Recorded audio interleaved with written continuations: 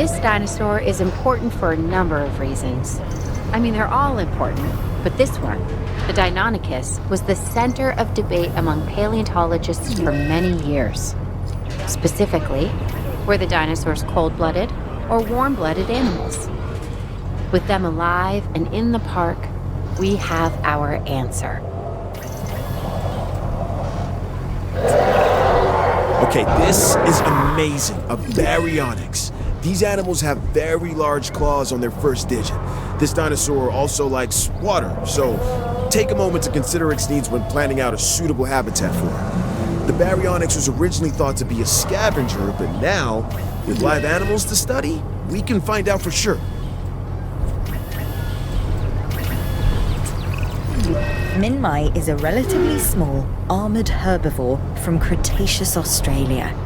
What sets this species apart from other members of its family are the horizontally orientated plates that run along the sides of its backbone, hence the binomial name, Minmi paravertebra. This sauropod, the Nigersaurus, was originally discovered in fossilized form in the Republic of Niger, hence the name. Now, it lives thanks to our efforts and our science. Notice the long tail, the flat skull. However, this dinosaur is smaller than some of its cousins. Now that we have them to study, perhaps we can learn why. This is the Pachycephalosaurus, or thick-headed lizard in Greek, which is where it gets its name. Claire has accused me of being this dinosaur more than a few times. It's also an herbivore, so obviously she couldn't be more wrong. About me, I mean. It's dinosaurs like this, the Majungasaurus, that can really be a handful. It's short, stocky, and lives for the hunt. This is also one of the only dinosaurs we know of that may have engaged in cannibalistic behavior. Nothing like having your friends over for dinner. I finally get it. I finally understand why people have a fear of the dark. Once you peer into the shadows and see a pair of Dimetrodon eyes staring back at you, well, you'll be having nightmares for years. That's if you're lucky enough to walk away, because believe me, not everybody is. Don't spend too much time looking at those plates. When it comes to the Werasaurus, it pays to keep an eye on this animal's thagomizer. You don't want to be on the receiving end of a swing of that tail.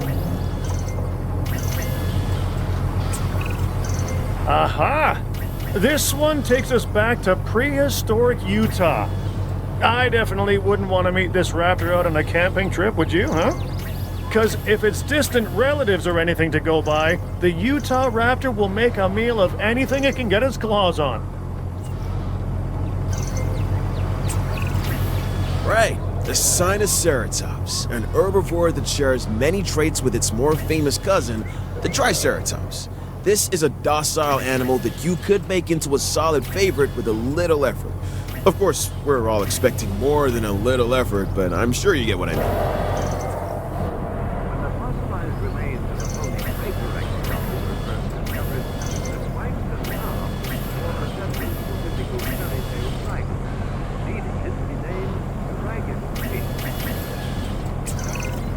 The Concavinator is quite literally a hunter with a hump. So please, please, please keep it sweet, because I really don't want to have to flee from this Spanish predator. This is the Polacanthus, and it's covered in armor plates and spikes. Mess with this animal at your own risk. Let me introduce you to the Metriacanthosaurus. Say that fast 3 times. This is another alpha predator that, while not as big as some of its cousins, tends to stand more upright. So I guess it has good posture while it's tearing you to shreds. First discovered in China, the Chungkingosaurus has distinctive twin plates that run along its back, and it can swing its spiked tail, called a thagomizer, like a massive medieval mace. This is a dinosaur best observed at a distance. It If it is possible for a dinosaur to be both elegant and awkward at the same time, then the Muttaburrasaurus takes the prize. This is a large herbivore that should make for an excellent addition to our collection. Not all dinosaurs will express territorial discomfort in the same way. Our behavioral experts have become finely attuned to the earliest indications of unhappiness that stem from an animal's territorial unrest. This is a Euoplocephalus, an herbivore and relatively harmless dinosaur, as long as you stay out of the way of the heavy club on its tail. If it swings that your way, you could be relatively finished. My Chinese isn't very good. Okay, I don't speak it at all, but let me give this one a try. Huayangosaurus. Nailed it, I think. Anywho, this is a type of stegosaur that was first discovered in the Sichuan province of China. It's a popular species with our guests, and with crossword puzzle creators.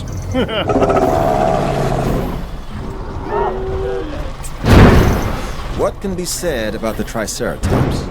This is one of those dinosaurs that really defines our business. People want to see them, and we want to share them with the world. Don't let that fearsome appearance fool you. Those horns are mostly for defense and impressing other Triceratops. This animal is an herbivore. It can be a star attraction or a security nightmare if it turns those horns on our fancy.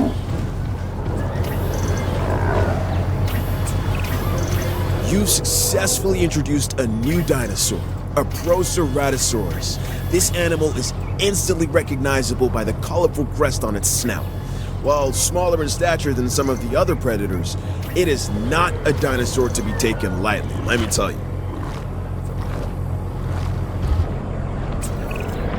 The Compsognathus is a small predator, but don't let its stature fool you. It can be a ruthless hunter. This duck-billed dinosaur is an Eloratitan. It was one of the last non-avian dinosaurs to go extinct. Until we resurrected it, that is. Now it lives to be studied and put on display. The Eloratitan is a herbivore. As it grinds away its teeth while eating, it has hundreds more that continually take their place. There's a lesson in there somewhere. This animal, the Maiasaura, is known as the Good Mother reptile because its fossils were first discovered in a nesting couple. Really, who doesn't love a good mother? Known as the chambered lizard, the Camarasaurus impresses with both its size and its blunt snout. It prefers to live in groups. A challenge, but one I'm confident you can handle. Now, here's a funny little dinosaur. Correction, a pretty decent-sized one, if the truth be told. It's called a Tsintausaurus. The T is silent, like the P in swimming. Yeah, and it has a mohawk. At least, that's what I'd call it. This dinosaur is large, bulky, and has a stubborn disposition. It's called the iguanodon. It's an herbivore with attitude. I'd suggest giving it a wide berth.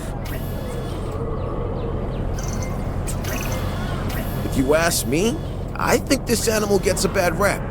Back when fossils were all scientists had to go on, this Mongolian oviraptor is all right in my books.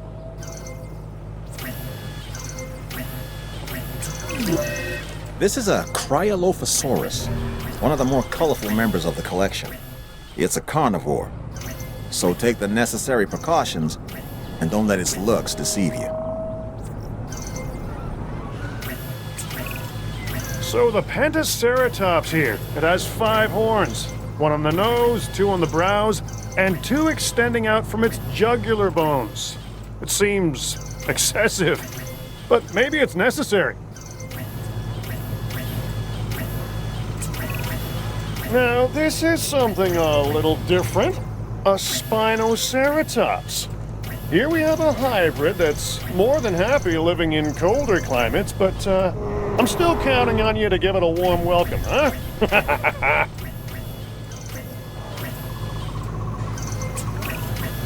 I was pretty relieved when I found out the Gigantoraptor wasn't actually some kind of gigantic velociraptor. That would have been a recipe for disaster. What we have here is actually more like an oversized oviraptor.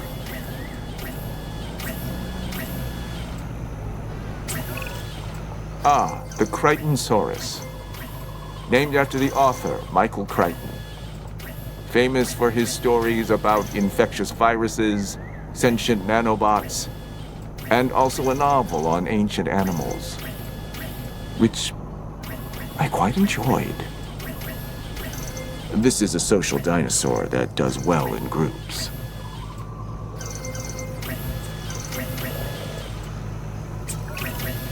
This dinosaur has a skull similar to a crocodile's, and a disposition that isn't that far off either. The Suchomimus originally fed on fish and small prey. Let's make sure it doesn't expand its diet into two-legged animals wearing collector t-shirts.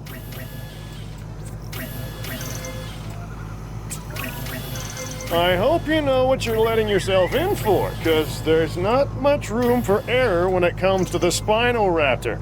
But what do you expect? We're talking about a Spinosaurus and a Velociraptor all rolled into one.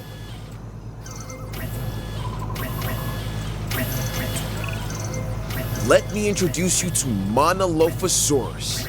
This is a no-frills predator straight from the Jurassic.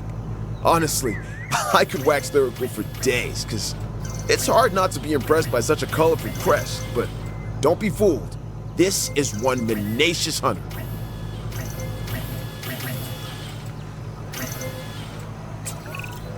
They say fences make good neighbors. I say without them, dinosaurs like this one, the Pachyrhinosaurus, shouldn't be in the park.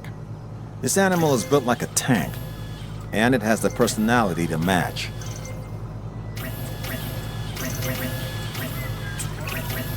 Here we have the Dinochirus. This downy dinosaur is often likened to an ostrich. Not surprising, I suppose, considering the long neck, the feathers, the beak.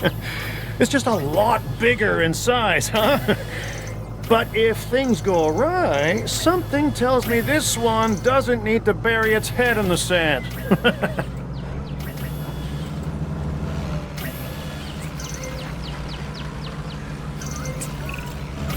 Okay, what we have here is a Brachiosaurus.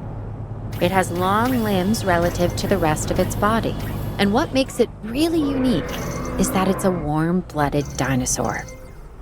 I mean, how amazing is it that in bringing these dinosaurs back, we're also learning so much about them?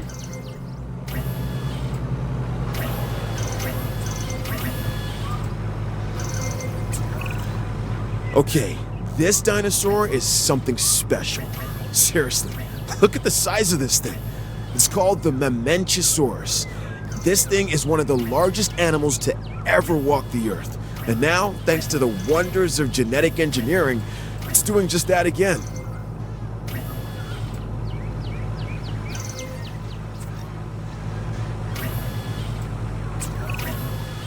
This one's more my speed. The Ouranosaurus is named after the Arabic word for courage, which is kinda my thing.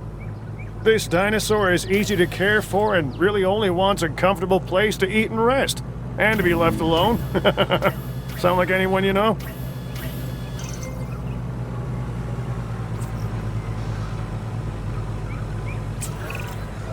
Anytime you hear the word mega, you know you're dealing with something significant, and the Megalosaurus is no different.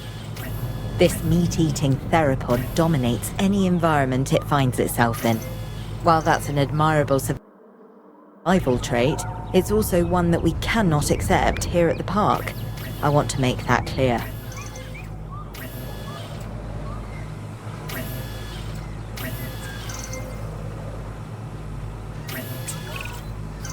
Death is inevitable for all creatures, but we lose more with a dinosaur. In science, and in our investment. The loss is incalculable.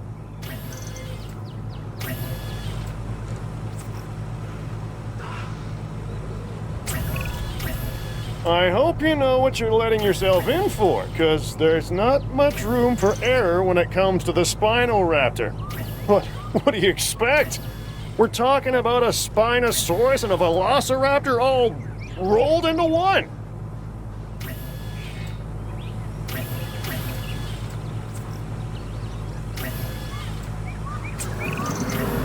This is the Stygimoloch, and it is one hard-headed dinosaur. It has an armored dome crowned by horns. Despite this, it's a social and relatively docile animal, unless threatened. Then steer well clear of it. This dinosaur can do a number on its enclosures and bash its way through any number of obstacles. Take that into consideration when you're planning its environment.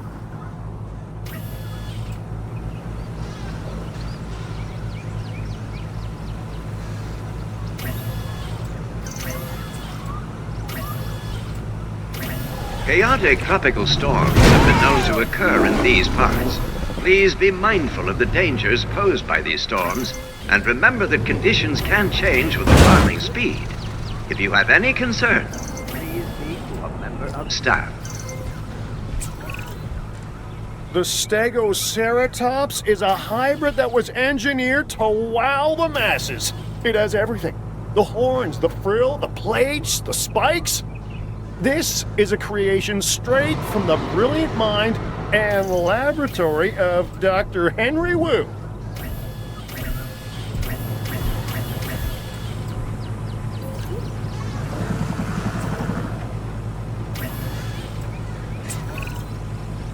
This dinosaur, the Styracosaurus, has huge horns and a large spike similar to a rhinoceros.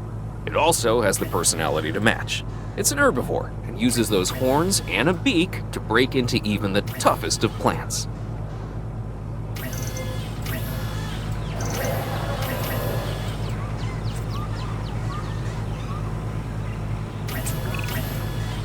Before I got into the paleo-curation game, even I knew of the Stegosaurus. Those plates running along its length from head to tail make it one of the most iconic dinosaurs.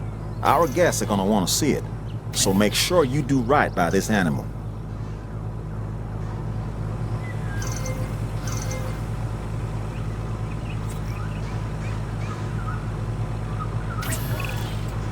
This dinosaur's wounds appear to be superficial. Still, best to be sure. Let's get this animal the compassionate care and treatment it deserves.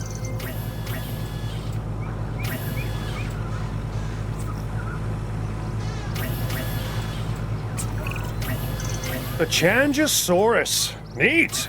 Really great that we're bringing back all these fast, hungry predators.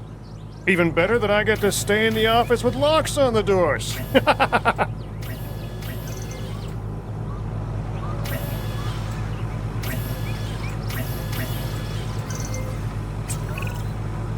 We know this animal's primary habitat was the ancient primordial forest that once covered this planet.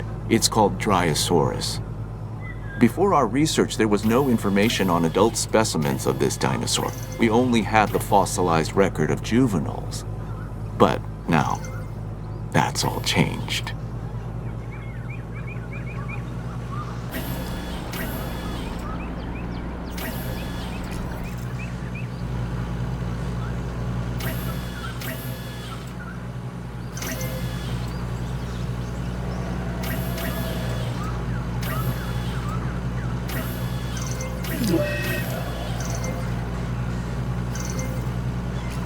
Please keep your seatbelts fastened while the truck is moving, as we may encounter difficult terrain along our route.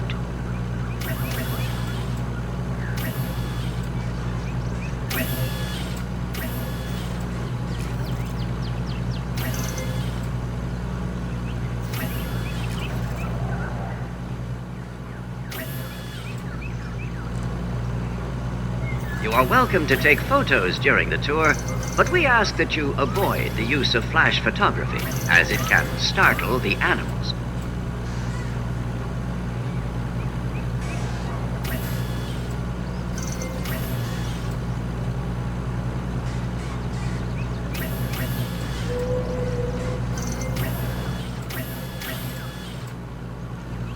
Hurricanes can cause significant disruption and destruction. It is not our intention to worry you, but to help prepare you for potentially dangerous conditions. Please listen out for safety instructions during such adverse weather.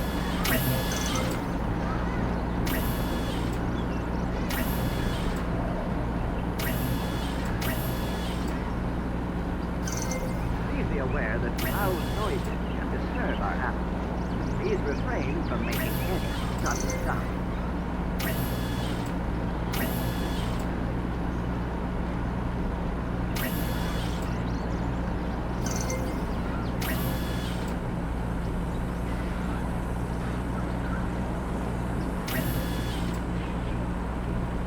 Here at the park, it is our duty to mitigate damage and injury during a hurricane strike. Our weather forecasts provide us with a small degree of advance warning, allowing us time to relay any important instructions to our park guests. Hopefully this is nothing more than a sprain. Painkillers should prove effective.